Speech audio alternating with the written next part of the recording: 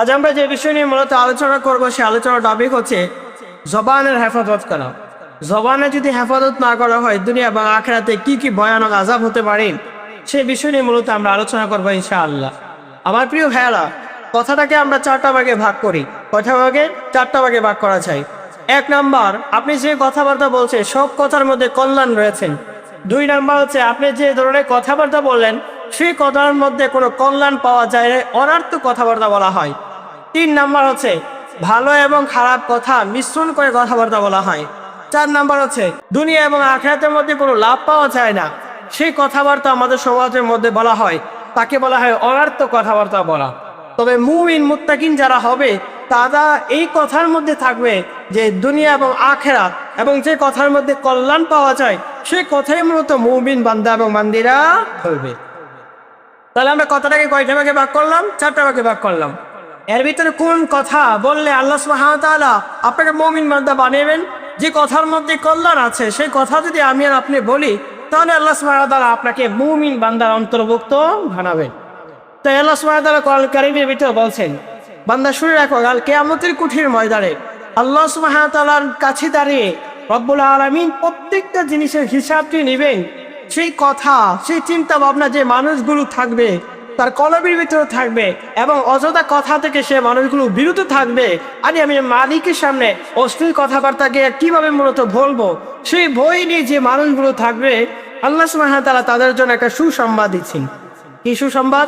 আল্লাহ সুবহানাহু ওয়া তাআলা বলছেন, وَأَمَّا مَنْ خَافَ مَقَامَ رَبِّهِ وَنَهَى النَّفْسَ عَنِ الْهَوَى فَإِنَّ الْجَنَّةَ هِيَ الْمَأْوَى। রব্বুল আলামিন বলছেন, যারা আল্লাহকে ভয় করেছে, আমি মালিকের সামনে গিয়ে আমার জবানে যা কিছু বলছি সবগুলো আল্লাহ সুবহানাহু ওয়া তাআলার সামনে হিসাব দিতে হবে, আল্লাহর সামনে বলতে হবে। এই চিন্তা ভাবনা যে মানুষগুলো থাকবে এবং অন্যায় থেকে যে মানুষগুলো দূরে থাকবে তাদেরকে আল্লাহ সুবহানাহু ওয়া তাআলা জান্নাতুল মাওয়ার মেহমান বানাবেন। সুবহানাল্লাহ। শুধু তাই নয়, আল্লাহ সুবহানাহু ওয়া তাআলা কোরআন কারীমের ভিতরে বলছেন, কাল কিয়ামতের কঠিন ময়দানে মানুষের হাত পা জবান যা কিছু আছে সবগুলো মানুষের পক্ষে বিপক্ষে মূলত সাক্ষী দিতে থাকবে। তাহলে বোঝা যাচ্ছে আমি আর আপনি যদি কোনো কথাবার্তা বলি তাহলে সব অঙ্গ প্রত্যঙ্গ আপনার পক্ষে অথবা বিপক্ষে মূলত আপনার সাক্ষী দিতে থাকবে। তাই আমরা আমাদের জবানটা মূলত হেফাজত করার জন্য চেষ্টা করবো এমনটা নয়, আমরা 100% আমাদের জবানটাকে হেফাজত করতে হবে ইনশাআল্লাহ। চলেন আমরা শুনি রাসূলুল্লাহ সাল্লাল্লাহু আলাইহি ওয়াসাল্লাম জবান সম্পর্কে কি বলেন আমাদেরকে। হাদিসের মধ্যে আছেন, আবু দাউদ শরীফে একটা হাদিসের মধ্যে পাওয়া যায়, আবু হুরায়রা রাদিয়াল্লাহু তাআলা আনহু থেকে একটা হাদিস পাওয়া যায়। তিনি বলেন, রাসূলুল্লাহ সাল্লাল্লাহু আলাইহি ওয়াসাল্লামের কাছ থেকে আমি শুনতে পারলাম, বনি ইসরাঈলের বংশে 2টা বন্ধুর কথা আমরা শুনতে পারলাম। বনি ইসরাঈল সম্প্রদায়ের মধ্যে 2 জন বন্ধু ছিলেন। একজন ছিলেন আল্লাহ সুবহানাহু ওয়া তাআলার ইবাদত, আল্লাহ সুবহানাহু ওয়া তাআলার বন্দেগী করতেন। আরেকজন আল্লাহ সুবহানাহু ওয়া তাআলার ইবাদত, আল্লাহ রাব্বুল আলামিনের বন্দেগী করতেন না। মানে বোঝা যায় একজন হচ্ছে মুমিন আর একজন হচ্ছে মুমিন নয়। বরং যে মুমিন বন্ধু তার ওই যে মানুষটা ইবাদত বন্দেগী করতো না, যা আল্লাহর নাফরমানি মূলত করে তাকে বিরত থাকতো না, সেই মানুষের কাছে গিয়ে দ্বীনের দাওয়াত দিতেন। আমরা তো আমাদের সমাজের মধ্যে কিছু বন্ধুরা আছে এমন বলে যে বন্ধু চলো না নামাজ পড়ো, বন্ধু নামাজ পড়ে না। বন্ধু অনেক সময় রাগান্বিত হয়ে বলে তুই তোর নামাজ পড়ো তো পড়, আছে না? তো আমাদের মতন বনি ইসরাঈল সম্প্রদায়ের লোকের মধ্যে 2 জন বন্ধুর ভিতরে এমন কথাবার্তা হয়তো।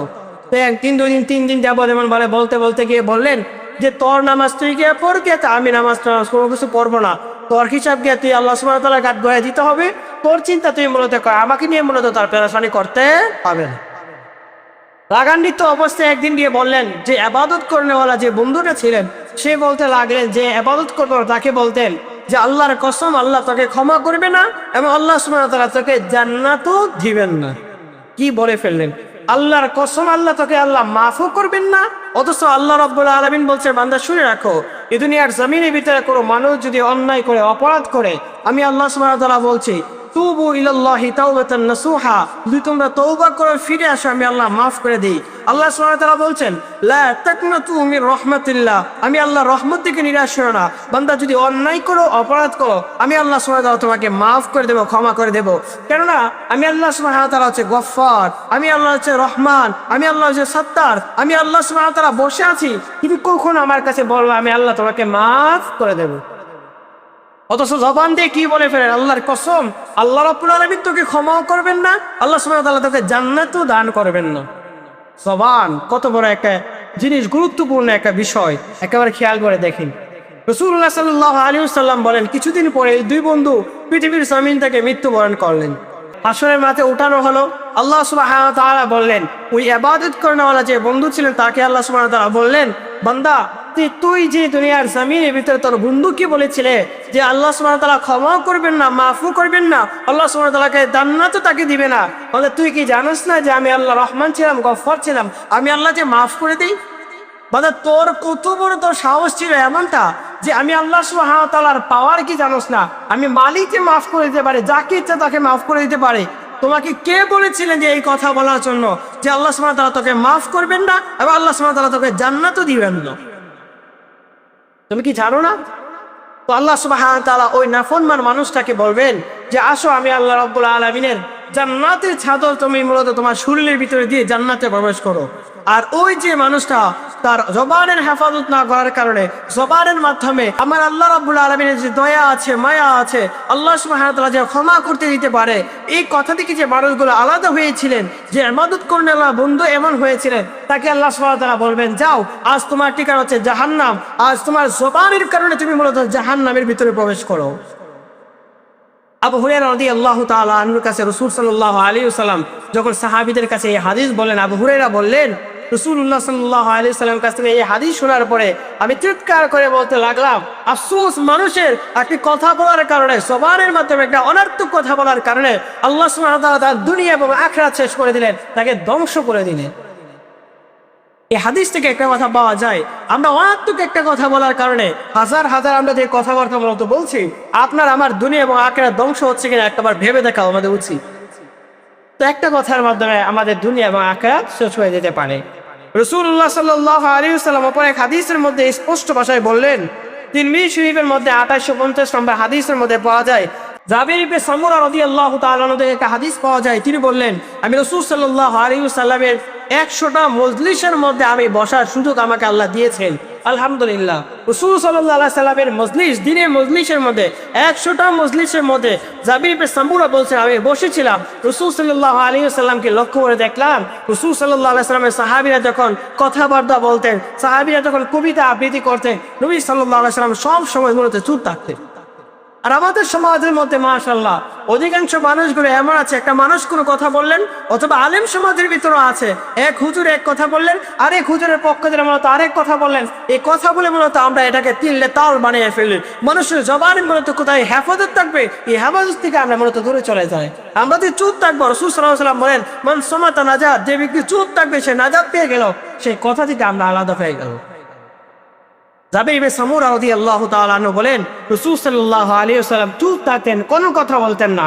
রাসূল সাল্লাল্লাহু আলাইহি ওয়াসাল্লাম যখন কথা শুনতেন সাহাবীরা, তখন রাসূল সাল্লাল্লাহু আলাইহি ওয়াসাল্লাম মুস্কি আসতেন, অর্থ হাসি দিতেন না। আজকাল আমাদের সমাজের মধ্যে অধিকাংশ মানুষ হাসি দিবার সময় দা ছুট বাইকে মাশাআল্লাহ মনে হচ্ছে সব শেষ হয়ে গেছে। নবী সাল্লাল্লাহু আলাইহি ওয়াসাল্লাম মুস্কি আসতেন। এই হাদিস থেকেও পাওয়া যায় সব সময় আমরা চুপচাপ থাকার জন্য চেষ্টা করা। তারপর আসলে একটু সামনে আমরা যাই, নবী সাল্লাল্লাহু আলাইহি ওয়াসাল্লামের সাহাবী আবু বকর সিদ্দিক রাদিয়াল্লাহু তাআলা আনহু, যাকে আল্লাহ সুবহানাহু ওয়া তাআলা দুনিয়ার জমিনের ভিতরে জান্নাতের সার্টিফিকেট দিয়েছেন, সেই আবু বকর সিদ্দিক রাদিয়াল্লাহু তাআলা আনহু তার ঘরের মধ্যে গিয়ে জিহ্বার মধ্যে ধরে মূলত টানাটানি শুরু করলেন, জিহ্বার মধ্যে টানাটানি করতে শুরু করলেন। তো আবু বকর সিদ্দিক রাদিয়াল্লাহু তাআলা আনহুকে দেখতে গেলেন ওমর রাদিয়াল্লাহু তাআলা আনহু।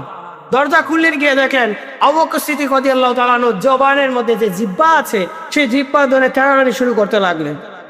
আবু বকরকে ডাক দিয়ে বলেন, ওমর বললেন, হে আবু বকর, আল্লাহ সুবহানাহু ওয়া তাআলা তো আপনাকে জান্নাতের জিম্মাদার নিয়েছেন, রব্বুল আলামিন আপনাকে বলেছেন জান্নাত দিয়ে দিবেন, আপনার সুসংবাদ দিয়েছেন, তারপরে আপনি কেন জিহ্বা নামরত টানাটানি করলেন?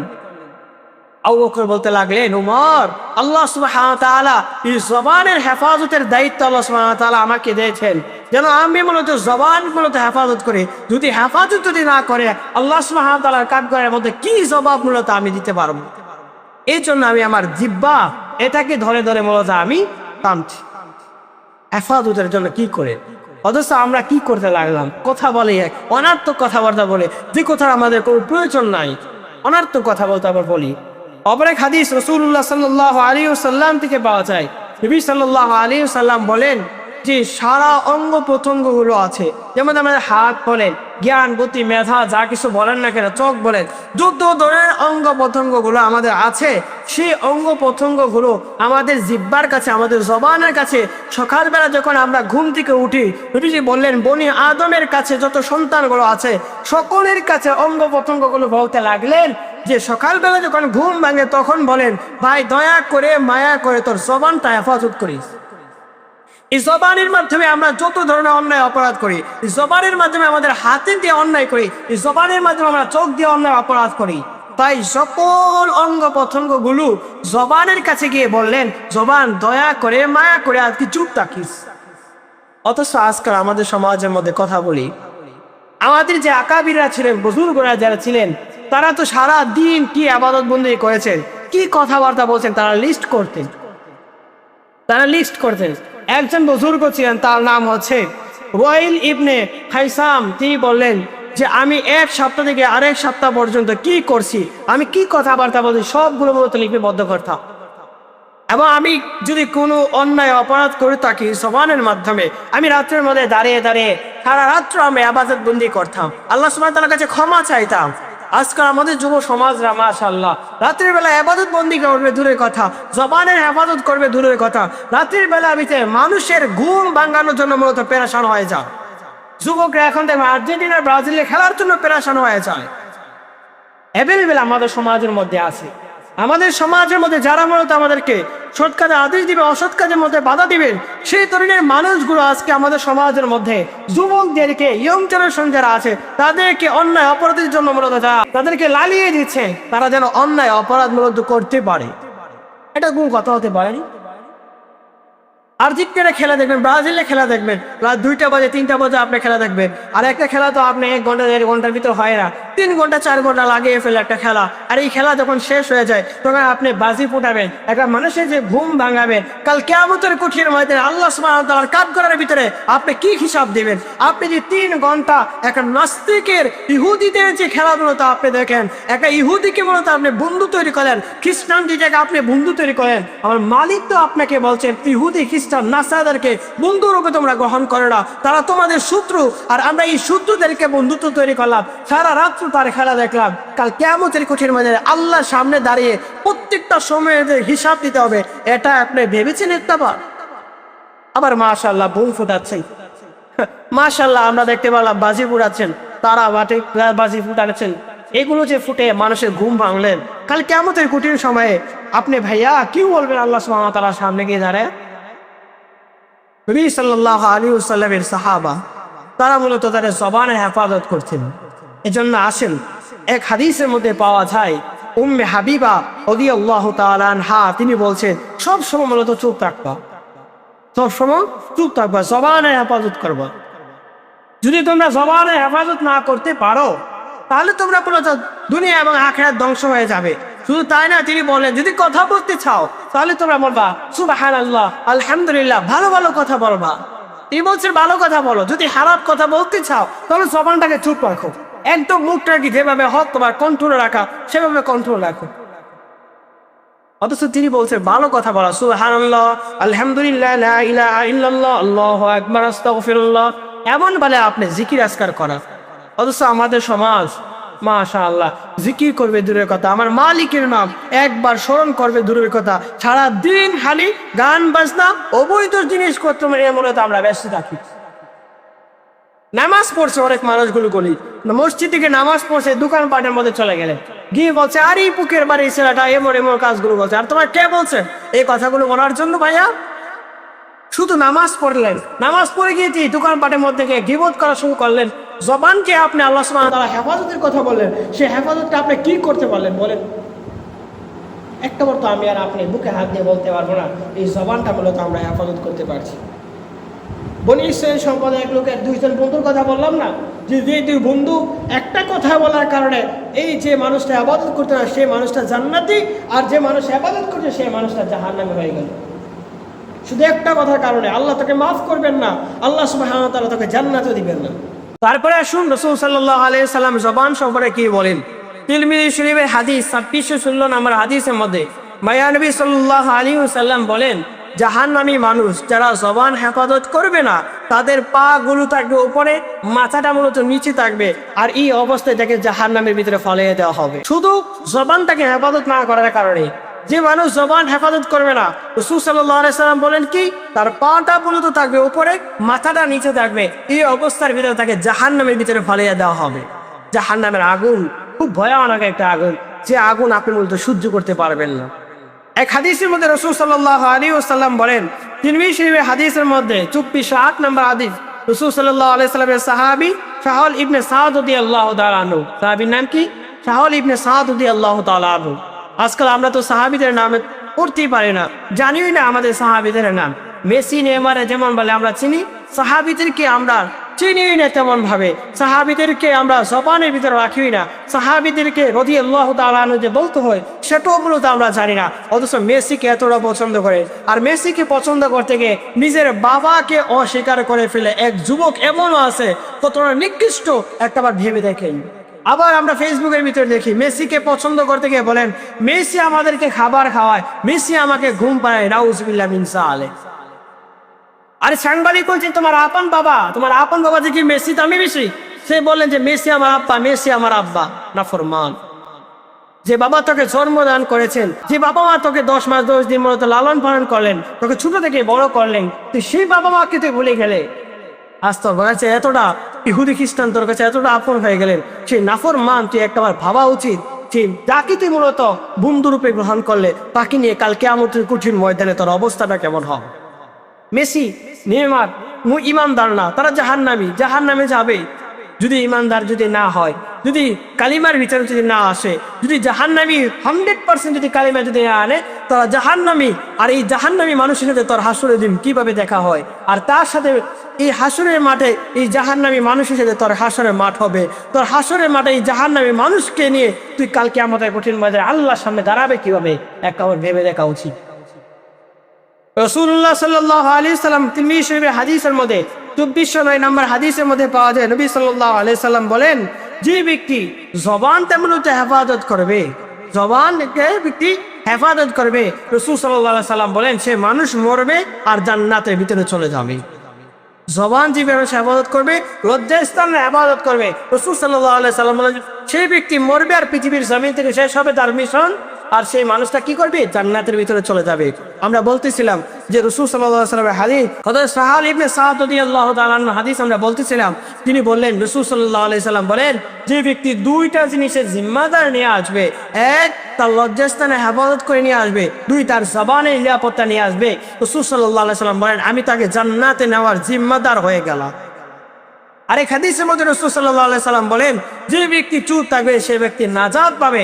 তারপর আসলে রাসূল সাল্লাল্লাহু আলাইহি সাল্লাম কি বলেন, তিরমিজি শরীফের হাদিস 2410 নম্বর হাদিসের মধ্যে রাসূলুল্লাহ সাল্লাল্লাহু আলাইহি সাল্লামের সাহাবী হযরত সুফিয়ান ইবনে আব্দুল্লাহ রাদিয়াল্লাহু তাআলা আনহু তিনি হাদিসের মধ্যে বলেন রাসূলুল্লাহ সাল্লাল্লাহু আলাইহি সাল্লামের কাছে গিয়ে বললাম, ইয়া রাসূলুল্লাহ, ইয়া হাবিবাল্লাহ, আমাকে শিক্ষা দেন, আমি দুনিয়া এবং আখিরাতের মধ্যে কি জিনিসের মাধ্যমে কল্যাণ পাবো, একটা ভালো গুনাহ বলে আমার কাছে শিক্ষা দেন। রাসূল সাল্লাল্লাহু আলাইহি সাল্লাম বলেন, ও সুফিয়ান, তুমি দুনিয়ার জমিনের ভিতরে যা কিছু করো না কেন সব কিছুর ক্ষেত্রে আল্লাহ সুবহানাহু ওয়া তাআলাকে ভয় করবা, আল্লাহকে ভয় করে সব কিছু মূলত করবা।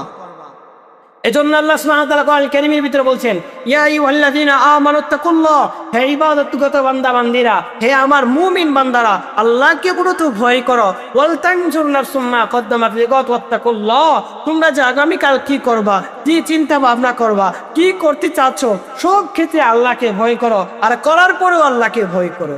তার মানে আমি আর আপনি আগামীকাল কি করব তার আগে ভাবনার সময় আল্লাহকে ভয় করে ভাবতে হবে, আর আগামীকাল যা করব সেই ক্ষেত্রে মূলত আমরা সিদ্ধান্ত পাওয়ার পরও আল্লাহকে ভয় করে মূলত করার কথা। আজকাল আমরা আল্লাহকে কয়বার ভয় করি?